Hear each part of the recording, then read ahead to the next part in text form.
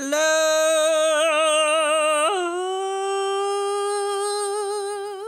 Well, that sounded terrible. Hello. Is it me you're looking for? That was good. I know. You have betrayed Tritter. No, Tritter. You have Tritter. betrayed. Ah. Hodgepodge of every Another another hodgepodge of every All right, I'm ready. I can't hear you. My headphones fell off. Hold on.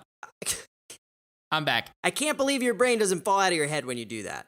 I'm not really sure how to take that comment. Maybe they did fall out of your head.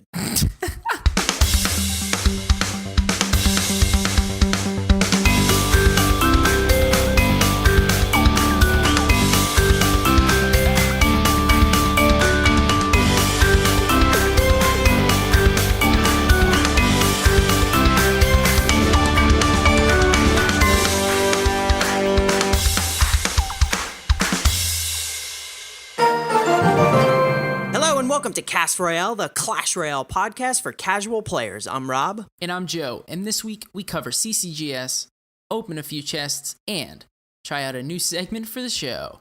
Boom! Boom! Episode 4-2. 4-2. Let's go, baby. How's it going, man? Just playing a little bit of Clash Royale every day because I am addicted. I love how you go just a little bit of Clash Royale every day. Because I'm addicted. So that must mean that you don't play it a little bit every day, but rather you probably play it a lot every day. Joe, it means I'm in denial. You're in denial about what? Is it that you're not a casual player or you've slowly been reeled into a casual player? No, I'm definitely a casual player, but I feel like the game just has this stranglehold on me. I can't let it go ever. It's like every time you look away, you just look back. You start to walk away from it, you just look back slowly, and it just pulls you back in. You know how you just check Facebook every once in a while just because you're bored? I just go into the game because I'm bored. Yeah, but you don't just go in it. You have to play it, too. Well, I think I'm just going to go in it just to check on the clan chat, but that never happens. No, the battle button's right there. You have to click it. And now with 2 battle buttons, it's even harder not to play. Oh my gosh. I've been loving the 2v2s. How about you? Are you serious? Are you serious, man? Every time I'm on, I get a request to play. From friends, right? Because we have a friends list now. We have friends in the game. It's pretty cool. I love the fact that we can play with other people and don't always have to go. Like, 2v2s are fun, even if you're playing with random people. Like, I know a lot of people hate it, but 2v2s are supposed to be, like, the place where you're not really sure what's going to happen. So, yes, if your teammate leaves, you kind of just have to deal with it. But if you go in with a friend and you're playing 2v2, like someone from your clan or like just a friend that's just on, it is easily one of the most fun game modes that there is. I agree. But I want to know how you've been doing in the ladder. Ladder's okay. So to be honest with you, this is the best I think I've done right after the season reset, right? Because the season reset kind of recently, and right after it reset, typically it's very hard for us to climb up, right? Because we're playing a whole bunch of people that should, in theory, be much, much, much higher than us. Right. So I very quickly got up to around 4,700 trophies, and I was just like on cloud 9. I couldn't believe it. I was like, oh my gosh, I'm so high up right now. I was only like 400 trophies away from like the top people in the world at that time. And very, very quickly, I plummeted back down to like 4,500. So I got a reality check. I realized that, win streaks come and they definitely go. But that's why they call it the death spiral, man. Trophy death spiral, man. It hit me hard. But I've been using the mortar mauler. I feel like people have really, really started to figure out how to play against it. And I am struggling a little bit, but 4,700 trophies isn't so bad, so I can't complain, and I'm still able to kind of finagle some wins, even versus unlikely matchups. So it works out pretty well. I'm definitely not going to take any other deck into the ladder because, to be honest with you, I can't play any other deck in the ladder because my card levels are just simply not high enough unless I play the Mortar Mauler. Like, all I've been focusing on leveling, I think you're in the same boat, is the Mortar Mauler. So if I switch away from it, I get destroyed because my card levels are just so low. That's exactly how I feel. I'm deathly afraid of hitting a death spiral because of low card levels. So I actually tried to do this thinking that I could somehow manhandle my way to a win. And guess what happened? Nothing. I lost. It was terrible. I couldn't do it. Something was gonna tell me that you lost. I think I could have predicted that. Mm-hmm. Mm-hmm. Yeah, so needless to say, I didn't do that again. But I am hovering still around like the high 4200s. I'm kind of hitting a wall. And I don't really know what to do. I think you're right. I think people have figured out kind of how to counter our deck a little bit. And I really do think that the skeletons are hurting a little bit now that I'm playing it more and more. Yeah, the skeletons do. Ever since Larry got taken away from the skeletons, I feel like people are still using them, but they're not using them for any real purpose other than cycling. Like in the Mortar Mauler deck, when they had four skellies, they were used as a good defensive troop. Mm-hmm. With 3 skeletons, they just don't serve the same purpose. It really just becomes a distraction cycle card. Yeah, I was gonna say distraction because you didn't say it before, but yeah, you covered it. Distraction cycle card for sure. Right, and like the Mortar Mauler used it for defense, right? Because 4 of them, the Mortar Mauler really does heavily rely on not only distraction, but defense to kill things when in reality your mortar is not doing anything to troops, right? Because your main goal for that card is to get it onto the tower. So, right, I won't go on and on and on about the Mortar Mauler and the skeletons, but they're really hurting right now, and I really, really hope Larry makes his way back into the game. Yeah, me too. But something cool happened to me this week. Tell me. So I posed a question on Twitter because I was just shy of enough gold to upgrade my mortar to level 13. However, I don't have all the cards yet. I'm still very far away from getting enough cards to be able to level it. But I did have enough to purchase a legendary that showed up in the shop. Can you guess what that legendary was? I need a hint, dude. I have like a 1 in 8 shot. What's the only legendary I didn't have? I was gonna say the Inferno Dragon, but I think you bought that, right? One of the more recent episodes. So I'm gonna go. Oh, the Night Witch. The Night Witch. You definitely don't have the Night Witch. Exactly. So I asked what people thought, whether I should save the gold and upgrade the cards or purchase the Night Witch.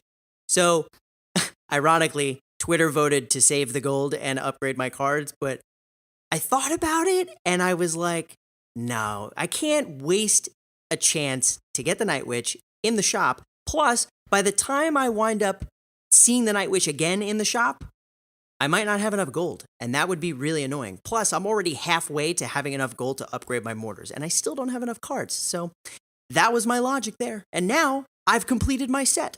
Okay. So here are my thoughts on what you did there. I need to know what you think about how I convinced myself to do what I did. So first of all, I feel like the fact that you just spent a full minute rationalizing what you did to our listeners makes you innately feel guilty about not listening to Twitter. That's what. I let you finish. Okay, so that's point number 1. Point number 2, you have betrayed Twitter. You have taken all things that people put in us, i.e. trust, and you have thrown it out the window for the benefit of your own personal gain, and I disapprove. Well, when you put it like that, how could I not feel guilty? Are you serious? I just got shamed. Whoa. If it makes you feel any better, I would have done the exact same thing. You want to know what I would have done differently? I wouldn't have posed the question to Twitter. That's probably where I went wrong. But to be fair, I really just wanted an opinion. I wasn't like holding a vote. I didn't actually do a poll on Twitter. I just said retweet for this, like for this. And I considered it the same as me asking 3 of my friends what to do about something. And 2 of them said one thing and 1 said the other. And I happened to go with what the other person said. So it was retweet for the Night Witch and like for the upgrades? Yeah, and somehow like destroyed the retweets. And did you like in your heart of hearts think that the Night Witch was just going to absolutely win?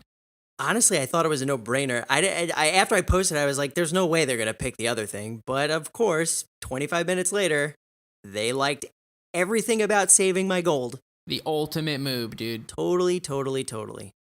But aside from that, our weeks in the arena and Rob completely betraying our Twitter listeners. Sorry.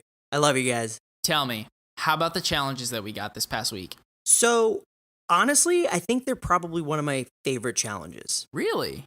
Yeah. And do you want to know why? It's a very simple reason. Tell me. I'm playing with another person. So it's just the fact, kind of like what we were talking about before. 2v2s are just better. It doesn't matter whether it doesn't matter whether they're good challenges or bad challenges. If they're 2v2, they're just better. I just feel more confident when I know that I have another person there feeling the same way that I am while we're going through the same experience. I don't know. Maybe that's just me. Yeah. No, I totally understand. The challenges that we're referring to are the 2v2 draft challenge and the 2v2 sudden death challenge. So we won't go too much into the draft challenge because that's kind of one we've kind of had that before, right? But the 2v2 sudden death challenge? Yes. Bro. Let's talk about that. Well, first of all, they might as well have called this challenge the Rocket Mirror Cycle Boom, Boom, Boom challenge. It's 2v2, and you can build your own deck. So you can go in with your own pre-made deck. You click the button, you go into a game, and you're put in with another random player that is on your team. And you play two other people who are randomly, matched up. You cannot play with your friend. You cannot play with someone in your clan, unless, of course, you just get lucky enough that you randomly get, matched up with them, right? Right. But ultimately, the rules are simple. The first team to get one tower down Wins. Game is over. Hands down, drop the mic, walk away, boom, swag, move on. This game is not about building up the biggest push. It's not about slow play. It's about doing very quick chip damage, using spells, and just annihilating your opponent as quickly as you possibly can. Or another strategy that I wound up using is just completely overloading because, of course, I would use the Mortar Mauler, baby. So when you have someone destroying on one side and having a mortar on top of that, it's really hard to deal with. I find, and I could be wrong, maybe I'm just playing it wrong, but in 2v2s, the Mortar Mauler it does not work for me, dude. Oh, I don't know what you're doing, man. It totally works for me. But, well, I guess in this particular challenge, it probably works really well, right? Because it can be used as a rocket cycle deck. So in this particular challenge, it's probably pretty good. But for some reason, in 2v2s or just, I'd say like tournaments in general, the Mortar Mauler is just not a very good deck for me. Yeah, I could probably see it not playing well in tournaments, but I don't know why. In 2v2s, it works really well. I use my mortar defensively a lot, too. So, especially since the skeletons are, as we talked about, one man down, you have to kind of do that. I had to adapt. Yeah, no, that's a good point. And plus, like if you're using the mortar defensively, like I use it offensively. So if you're using it defensively, there's one mortar that does splash damage. But in theory, it's getting double the value because it's attacking more ground troops than it normally would, right? Right. Yeah, so that's probably pretty cool. But I also think that it's really good because you can cycle the rocket. And here is the deck that I found to be the most viable. A Miner Tornado Rocket Chip deck. Ooh, sounds evil. Because what you do is you send in the Miner to the tower. Inevitably, your opponent's going to drop something. Whatever they drop, you throw the rocket over, and then you throw the tornado to wrap them all up inside the rocket. It absolutely destroys almost every single card in the game. And oh, by the way, gets tremendous damage on the tower. If you and your opponent both bring a similar deck like that, there's almost no way that you can lose. Because not only are you doing tremendous damage to their tower, you're killing their troops so they can't really generate an offensive push.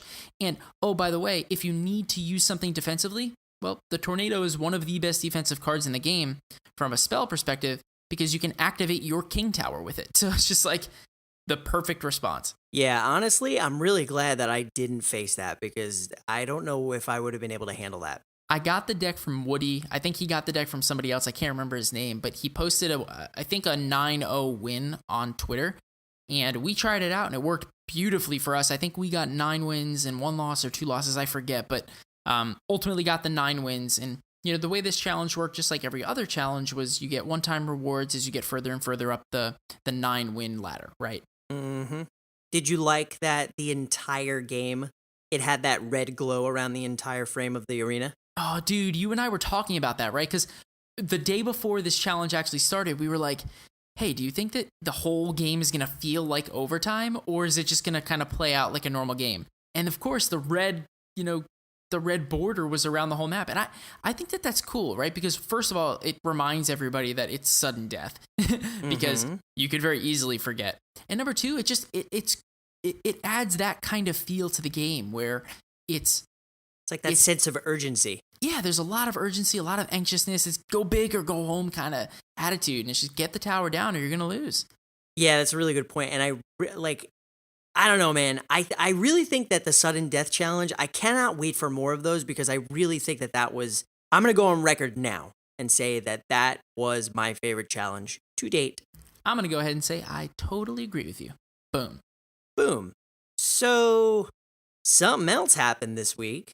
That's right. And it had something to do with one of our favorite topics, more recently, which is esports. Mm-hmm. Specifically, the CCGS Spring Finals. So we had Oxalate on the most previous show. Oxalate won for the NA region. Atchin won for the Latin American region.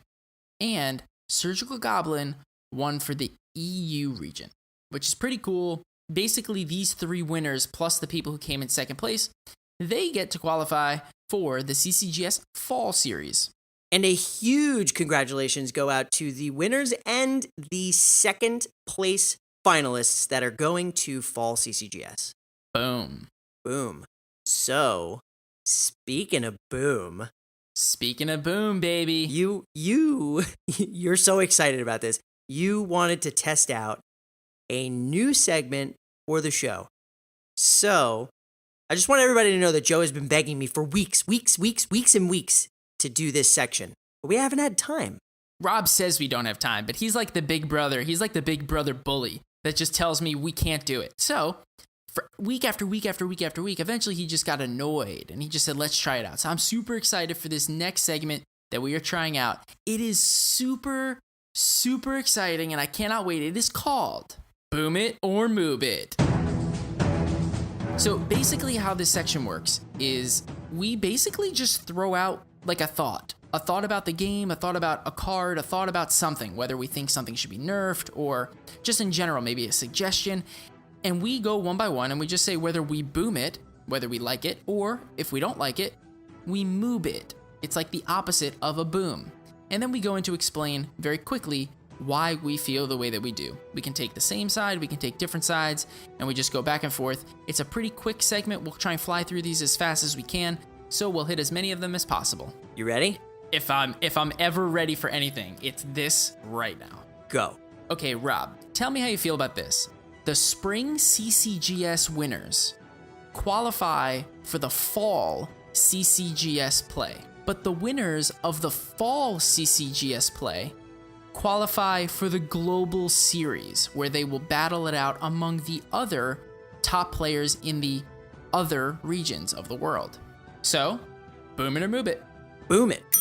Boom it? All right, why? Because I feel like it makes sense where spring almost acts as a qualifier for the fall, and then fall is the final before you go to the global series. So I feel like that's kind of how they're staggering it, no? All right, well, I'm going to moob this because I get what you're saying, that it's like a preliminary qualifier from spring to fall and then fall to the global series. But in my opinion, what this does is it causes people who were successful in the spring may not be successful in the fall and ultimately don't get to qualify for the global series. Yet, in reality, they did win CCGS, just the spring version and not the fall version. So it almost makes it like the spring is less important than the fall, and if you had to pick one to win, you'd pick the fall over the spring. So I get what this is, and maybe if they would have called it the spring qualifiers and the fall finals, then I would have liked it a little bit better. But for me, this was just a little bit of a knock on the spring. It makes it a little less important, and I would have liked to see them both a little bit more equal. Interesting. Okay, we're on opposing sides here. Next one, the lightning needs to be nerfed. Boom it or moob it? I'm going to go with boom it on this one. So I think for a while now, ever since we've had Woody on the show, we've talked about the fact that the lightning is stifling the meta. And it just causes specific cards to never be able to be played, like the Witch, like the Wizard, and there's so many others, right? And it offers tremendous value not only to troops themselves, but also to the towers. It can reset buildings like the Inferno Tower and and even troops like the Inferno Dragon or the Sparky. It adds tremendous value to your deck, and if used properly, can just make such an impact on the game. I think that if this card wasn't as powerful as it was, or maybe cost one more elixir, it would really allow other cards in the game to be used more. So I'm gonna boom it. All right, I have another card for you. Are you ready? I'm ready. The heal spell needs to be rebalanced. Boom it or move it. So for this one, I'm also gonna go with boom it. Right, so the heal spell is one of the best cards in the game right now. People don't think so because most people don't use it, but the Three Musketeer heal spell deck is one of the best decks in the game. And here's why. There are very little amounts of cards in this game that specifically counter spells. And the heal spell basically counters almost all other spells except for the lightning and the rocket on most troops, right? My issue with the heal spell is that it heals over an extended period of time. It directly counters the fireball and it directly counters the poison. The poison lasts for 8 seconds long, and the heal spell lasts for 3 seconds long. Now, that might not seem like a long period of time, but it's almost 50% the length of time of the poison. And oh, by the way, it heals for a tremendous amount. And the poison does about 75 damage per second at tournament level caps, whereas the heal spell heals 175 damage or health per second over the course of 3 seconds. So ultimately what this does is it causes cards that do damage over time or do just enough damage to get things pretty weak but doesn't kill them, like the fireball does to the Electro Wizard or the Wizard or things like that. And it makes them almost unplayable, right? Because if you use those, well, it's just going to get countered with a heal and then the game's over. So I think this card needs to be rebalanced so that it either heals everything up front or it needs to heal less. You've convinced me. I'm going to give it a boom it as well. All right, let's move on to the next one. So when donating your commons, there should be a donate all button. Boom it or move it? This is a total boom it.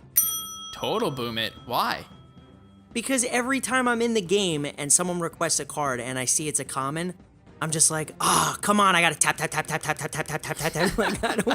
I don't want to have to do that. It's just way too much work. And sometimes, you ever notice that when you tap a bunch of times, the game kind of stutters and skips a little bit, and then it's like, and it gives you all your gold, like, at the end? Yeah, it's no, annoying. it kind of lags a little bit. I'm totally with you.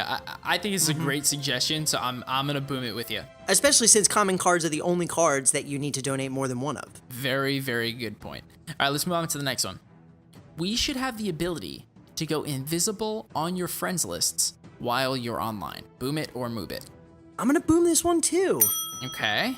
For 2 reasons, actually. So the first is because sometimes, like I said before, when I go in the game, I don't necessarily want to play as much as I want to play. You know what I'm saying? I just want to like check some stuff out. I want to see where my chess cycles are. I want to check in on clan chat. So I don't want to be rude to people by ignoring them. It would be better if they just didn't know I was online. And the second reason is because sometimes I just want to play a match and not be spectated. I think I may have mentioned this when we were talking to Woody, but I don't always want to be spectated.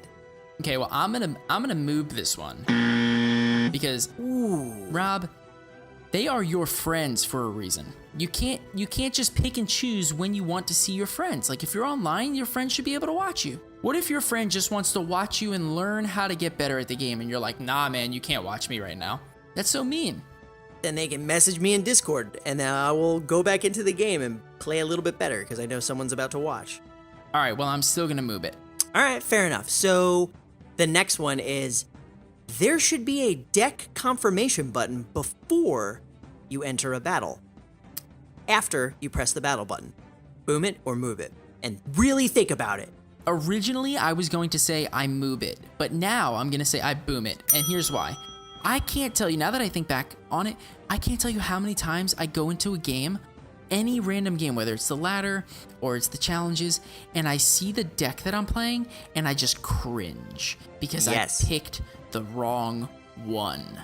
Or you came from a challenge where you have to use a very specific type of deck, and then you just happen to go back into the ladder because you don't even think about it. Maybe you chatted with some people in your clan. You're like, I'm going to go play a match. And then you press battle and womp womp. Begin your trophy death spiral now type of thing. That's it. Yeah. I mean, you might as well. What do we always say? Plan C, baby. Plan C. Emote cryface. Boom. All right. So you're booming it. I am booming it. Good. I've converted you. Boom. All right. Let's do the last one. So the clone spell should be removed completely from the game. Boom it or move it. Ooh. I'm gonna move it. Okay. As much as I really didn't want to say that because I don't really like the clone spell, but it is a card that is a lot of fun and it has a lot of versatility, and I do feel it kind of plays a good role in the meta right now. Hello, the Night Witch, right? And Lava Loon.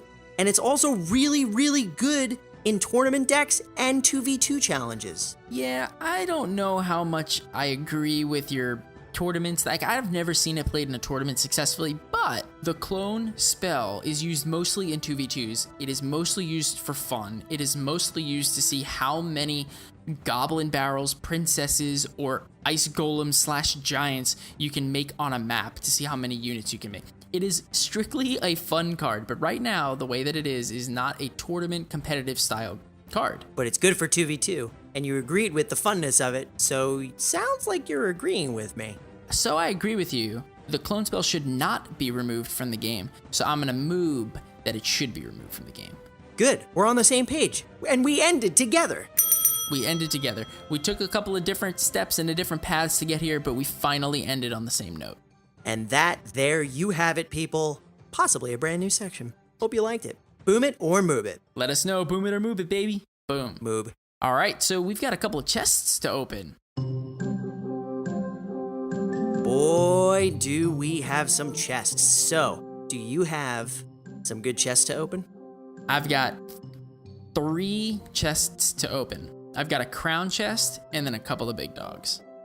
Okay, so I have my clan chest, my crown chest, and a singular big dog. So we've got 3 each. Mm-hmm. You know what happens when we both have 3 chests each, right? I go first. You go first. Yeah, that's what happens. My lucky day. All right, so what are you going to open first? I think I'm going to do the clan chest first. Okay, let's do it. All right, you ready? Ready. Clan chest. I've been waiting all week for this, by the way. Was this 10 of 10? This was 10 of 10. 1,620 gold. Boom. 27 bats. Okay. 5 battle ram. That's a good card. All things considered, absolutely. 8 heal spells. It's almost as if someone was listening to us before we recorded the episode. Told you, it was a very good card, man. Game is listening. You're getting some good cards right now. Battle Ram, Heal Spell. Uh-huh. 70 cannons. Not really impressed with that one. I'm not a fan of the cannon. At least right now. It's not really doing too much in the current meta. Right. 14 mini P.E.K.K.A. I don't know. I feel like the mini P.E.K.K.A. kind of got overtaken by the Night Witch. Like, they serve very similar purposes, and the Night Witch spawns air troops out of her. So, I don't know. I'm not a huge fan of the mini P.E.K.K.A. anymore. That's true, but mini Pancake can still wipe out a Hog Rider. Hog Rider! Mm-hmm. 143 Fire Spirits. And 3 Lightnings. What did we say before, man? This is a pretty good chest. The lightning is good, man. Once they nerf it, it won't be as good, obviously, if they ever do decide to nerf it. But right now, it is a very strong card in the meta. And I mean, I'll take the bats, too. It stifles other cards. I don't really know how I feel about the bats. I can't put my finger on properly on how to use them. I feel like I'm struggling a lot with them. And I would take they're air a pass. skeletons. They're in between skeletons and a set of minions. Well, that's a fair way to describe them. However, I would, if given the option, I would take a pass on using them if I could, because I just don't know how to properly use them. Right. No, I get it. And it's nothing against the card. It's more so against me. All right, my chest. Your chest. All right, I have a crown chest. So here we go. 599 gold, 3 Okay. gems, Nice. 27 arrows, mortar mauler, baby. There it is. I'm telling you, this game listens to every single word that I speak. And then it's like, how can I mess up Joe today? Oh, that's right. I can give him 46 bats. Oh, see? You shouldn't open your mouth. It's a very good point. 8 battle rams. That's a good card. See? And 1 prince. Not so You know, shabby. You get better cards when you talk more positively about your chest. I see a pattern here. That's right. So when I open my next chest, I'm gonna speak volumes of every card that I open. Right. Don't yell, but just speak volumes about the card. Right. I won't speak in lots of decibels, but just rather happy talk. Right. Exact. Happy talk. Exactly. Happy talk. All right. You ready, Happy Talk? I'm ready. Okay. Here's my crowd chest. 611 gold. Okay. 3 gems. Always take gems.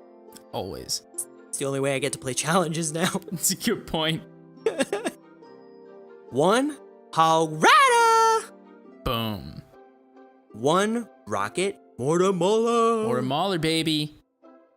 6 elixir collectors. Whoa. Well, I don't call it that. You call it that. I call it the appropriate name. That card should totally be renamed to the elixir pump.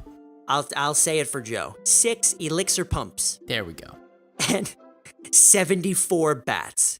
Final card. Of course. Yep. All right, so I've got big dogs. I've got 2. So my first is a giant chest. Are you ready? I am very ready. Okay. Remember, I have to speak positive about every card that I get. Ready? Oh yeah, no, I know. I'll be sending you positive vibes from this side of the microphone. Whoa, 860 gold. That's amazing. Wow, that's fantastic. Next card. Oh my gosh, I already opened up an epic out of it. Wow. Lognado. It's working. Oh my gosh, the next card is a giant. 21 of them. This is tremendous. Fantastic. Oh, and another great card. The very recently nerfed Goblin Gang. 228 of them. Wow, so many.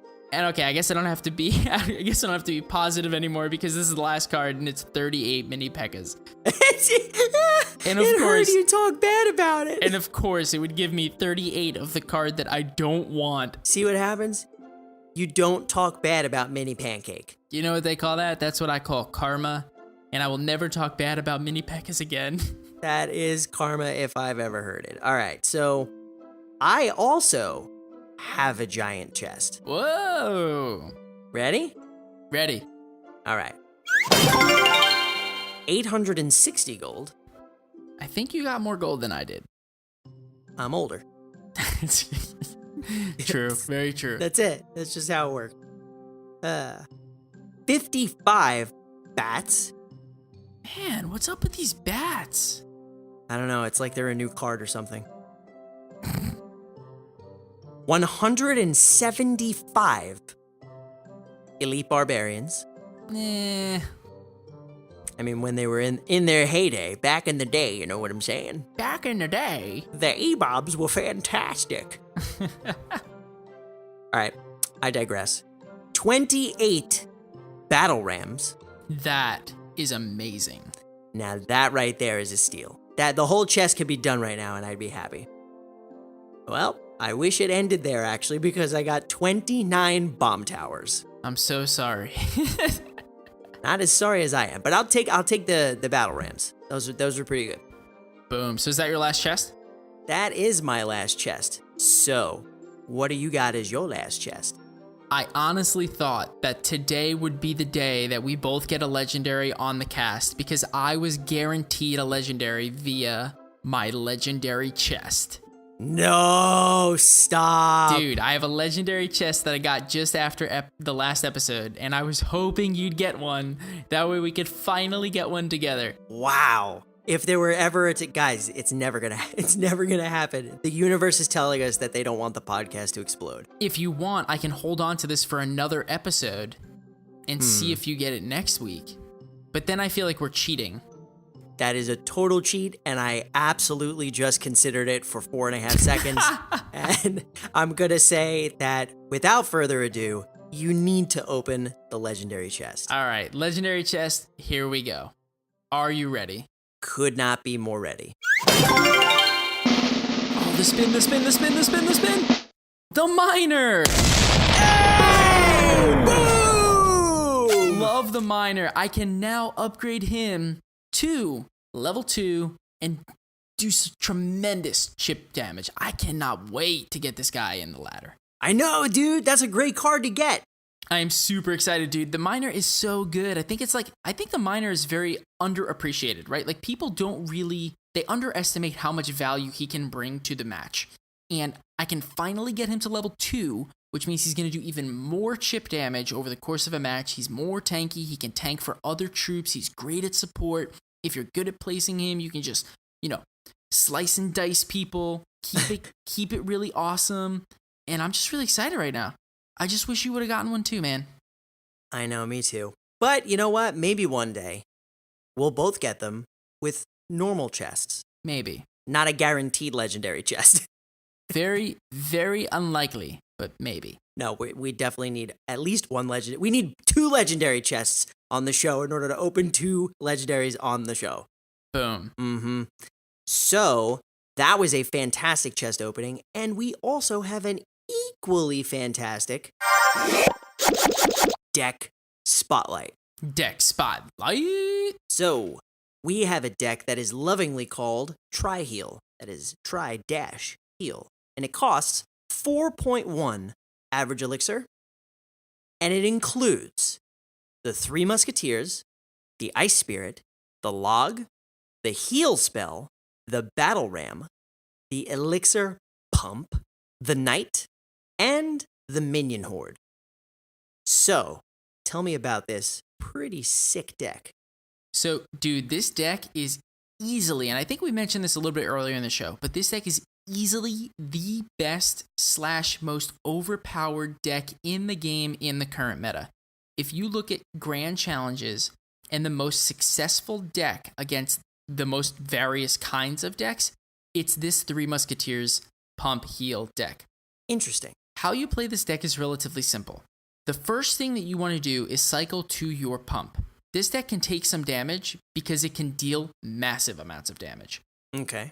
It's not so much like a beatdown deck, like in the sense that you have a huge tank out in front and a bunch of support troops behind it. Mm-hmm. But instead, you develop an elixir advantage by dropping the elixir pump, and you pick and choose when you want to defend against your opponent's small pushes, because you can take some damage in order to gain additional elixir advantages, right? Ultimately, there's not that many cards in this deck that you can really defend with without having to worry about something. So for example, if you defend with your Minion Horde, there's a very good chance that your opponent's going to zap them or arrows them or fireball them. There's a lot of spells that can damage those, right? Or tornado them, or poison them.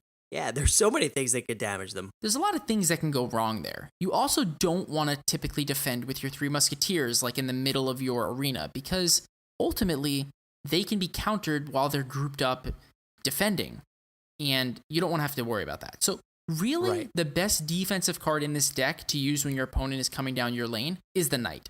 It's very tanky, can do massive amounts of damage, and soaks up a lot of damage while your other troops can kind of get in the nitty-gritty, or your tower can just kill off the threat. And it also only costs 3. That is a very, very good point. So it allows you to cheaply defend. The other card that you're going to use to defend is obviously the Ice Spirit, because you can cycle with that card to your more tanky troops and things that are actually going to do damage on the map, but it'll also allow you to kind of pause your opponent, keep damage off of your troops for a little bit, and allow you to develop something that you might need to. This is a very good control card. Very, very, very good point. Once you have your elixir pump down and you're generating resources, after you've picked and choose which push from your opponent to defend or just take damage from, ultimately you're going to drop your 3 Musketeers in the back, split them up 2 on one side, 1 on the other.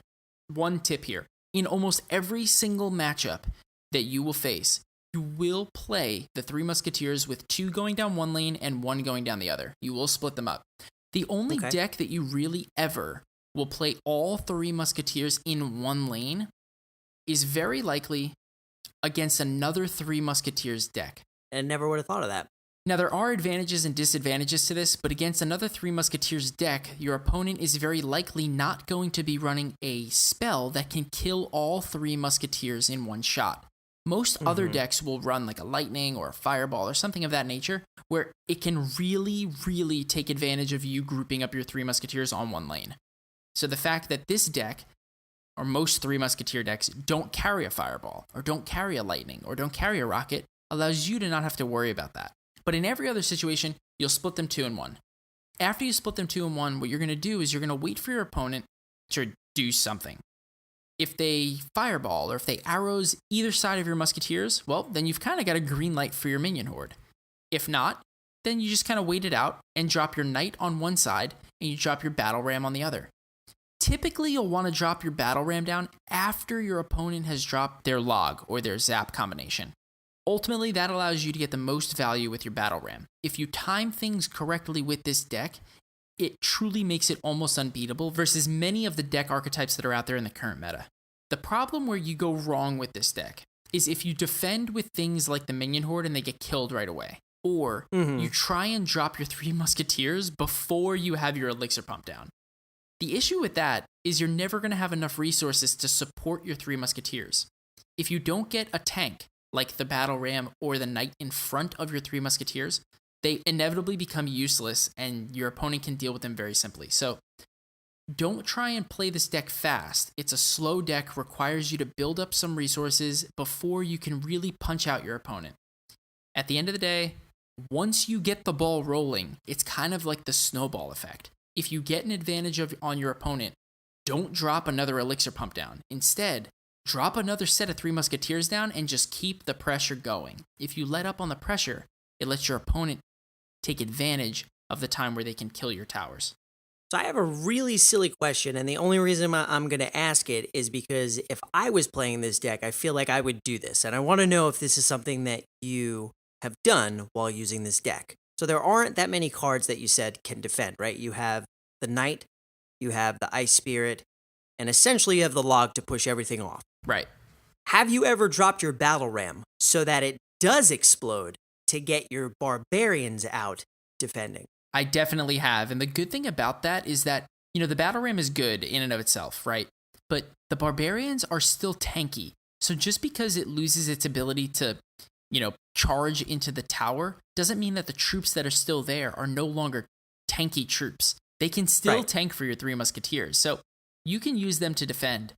The only thing you have to worry about is that, they're not going to innately kill a golem. Right. Or a giant, for example. Right. You have to hope that something kills their ram. Exactly. So you have to be careful to not drop your battle ram against a giant who's not going to attack it back, because ultimately those things are useless on defense unless they get popped, right?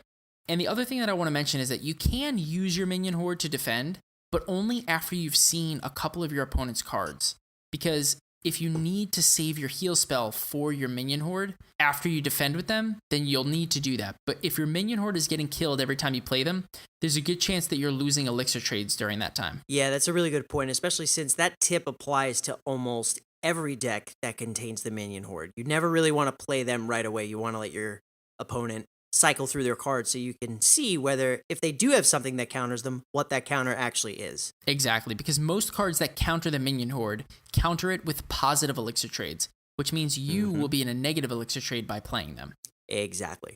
So that's the deck, man. It is super, super good. It is, like I said, one of the top decks in tournament play and in grand challenge play. So it's clearly very powerful. The Three Musketeers are not a joke. They're not to be taken lightly. And if you're versing them, you need to be careful. Have you ever tried to play this deck on the ladder? Or have you ever seen this deck played on the ladder? I have seen it on the ladder, but not as much as I've seen it in challenges. And the reason why is because this deck has 4 rare cards in it and 1 very important legendary. And the 4 rare cards are not easy to level up, right? Like, rares are hard to level up in the ladder. And if you have an under-leveled Three Musketeers card itself, chances are you cannot win the game, because if that card can get killed by a fireball for 4 cost, game is over and you've effectively lost. You can't do anything. So I see it played more so in the challenges just because it's easier to cap those at level 7, and you don't have to worry about it after that. But if you could max out these cards, it would obviously be tremendous in the ladder. That is a very valid point. Thank you for that wonderful synopsis and explanation. Boom. Boom. So we got some reviews again. Yeah, we did. We got 14 reviews. So we're going to read 2 and shout out the rest. Do you want to read the first one? Absolutely. So the first one is from Big Flame MC, and he is from the United Kingdom. And he writes, hodgepodge of more than everything. I think you need to say some of this with a British accent. At least the title. Give me the title in a British accent. It's a hodgepodge of more than everything. That was good. Wait, what if I just say it like I'm from if I'm from Harry Potter, if I just say it like that, it'll be perfect, right? Like if I just pretend like I'm Harry Potter. You have to say expecto patronum at the end of that then. Harry, it's a hodgepodge of more than everything. Expecto patronum. There you go. Very nice. All right, now you can do the rest of the review in your normal, boring American accent. Thanks, Rob. Mm-hmm. And he writes, there is no better way to describe this podcast. These guys don't just talk to their listeners about the game. They want us to talk back. The brothers have so many ways to contact them, including clans, Discord, and emails. They have popular guests on the show and give expert advice that can be taken very seriously, coming from a couple of challengers. They seem to be best friends and have an amazing attitude towards the game, which really engages their listeners. By far the best podcast out there. Woof. Wow. Big Flame MC laying down right there. That was amazing. That review was fire. You see what I did there? Big Flame fire, boom. Oh, that was really good. I actually didn't notice it until you said that. Well, it's fine. Most people don't get my jokes, and that's why I tell them what they are, and then I say boom at the end. Right. So nobody has a chance to laugh. So, boom. Boom. So, Big Flame MC, thank you so much. That was very awesome. And apparently Joe and I are best friends, or at least we seem like it, right? But I don't know if you remember this. Hey, Flame, I don't know if you remember this. Last episode, my own brother told me that he didn't really like me that much. Well, right. Well, I'm not going to lie to you. Like, best friends don't lie to each other. Well, that's true. That's a valid point. Come on, Rob. It's called strategy. You trying to get something out of me? I'm not sure how to respond to that. The answer is always yes. Yes. Yes, it's always yes. Perfect. You want to read the next one? I do. So the next one is from Child is the Ish Man from the United States. What kind of a name is that? It's a great name. Child is the Ish Man. Yeah, he's great. And there's an apostrophe after ISH. I don't know what letter is actually missing, but we'll go with it. So they write, this podcast makes me feel how I do when a giant skeleton gets to the tower. Boom. Boom. This podcast is awesome. The casual feel makes it relatable, and for me in particular, I do an hour commute to work about 3 times a week, and I always look forward to listening to this show. The deck checks always give me an idea for something to try out for the next week, and I feel like you two are awesome at breaking down Royale news and seeing aspects of it that most would not. Keep up the great work. I love what this podcast has to offer. Boom. Boom. This review is awesome. Child, thank you so much for the kind words. We love the fact that the casual feel makes it relatable for you. We love the fact that you like the deck spotlights and it gives you something to try out for next week. And we love the fact that you think we're great at breaking down the Royale news and aspects of the game that other people wouldn't see. Such a tremendous compliment. We truly appreciate it. And we hope that we can continue providing you with more of that in the future. Yes, and we love joining you on your commute to work. Hope you like our voices coming through your speakers. Boom. And huge shout outs to B Duplicate, Savage Pancakes, Painful Life from Canada, Psycho Mud, Akfato, Alfato, Alphato. Those are very non-English letters. Correct. So I'll go with Alfato. Boom. Fru Family, Fiber. Is that an L? It could be Fleabre. The next name is by far my favorite name. Da Dab Daddy. Da Dab Daddy. with bombs at the end of their names. It's amazing. Huge shout out to hashtag I hate autocorrect from Australia. Australia. Thank you to Vada, Garer AC, and last but not least, Mr. Presbyopia from Sweden. Mr. Presbyopia from Sweden. I bet you that this person knows Natrix from Sweden. Yes, Joe, because all people from Sweden know people from Sweden. Correct. Everybody from Sweden knows Swedish people. Yeah, you know everybody in the United States, don't you? Obviously, that's how this works, Rob. I think everyone in Sweden dislikes us greatly right now. It's a good point. Last week, we just made a bunch of Australian people upset with us. And this week, we're making all Swedish people mad at us. And that's just what we do. Mm-hmm. Causing chaos throughout the globe. It's what we do best, man. A hodgepodge of everything. Definitely. So, anyway, thank you to everyone who left us an iTunes review. As we always say, it is the number one way you can help us reach more people.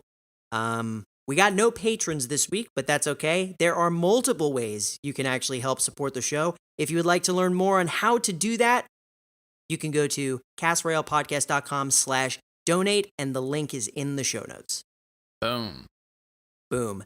And that pretty much does it for this phenomenal episode. As always, if you would like to join our clan, please be sure to put podcast in the invitation. Join our Discord at castroyalepodcast.com/Discord. You can send us an email at feedback@castroyalepodcast.com. And as always, if you'd like to reach out to us on Twitter, you can do so by using the handle @PodcastRoyale. Yes, you can join in on the Twitter polls that I will not follow. That's right. Rob lies about everything on Twitter. And I am the only person that tells the truth on Twitter. Don't forget that, people. I can't wait for you to post something that's not accurate or true. Well, you can just listen to like 2 episodes ago for my math skills, and you'll know that everything I say about math is just wrong. Well, that's true. They should really, really take away your CPA initials. Stop it, Rob. Do you have anything else? Is there anything else? Episode 42 in the books, baby. I've got nothing. Another hodgepodge of everything. That's right. So, if there's nothing else, we will see you next time for another hodgepodge of everything! Hodgepodge of everything! Boom! Bye. Bye.